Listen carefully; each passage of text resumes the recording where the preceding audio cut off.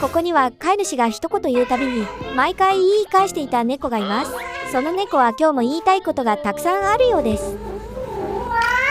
朝、自動給食器にご飯が入ってないのを見て、プンスカ怒って口まで歪みます。ご飯をあげたのにまだふてくされていて、飼い主の手を拒否しながらムスッとした顔で睨みつけてきます。食いしん坊のこの子にはおやつをあげないとすぐにこの絵の事故になるんですが、その顔がたまらなく可愛いんです。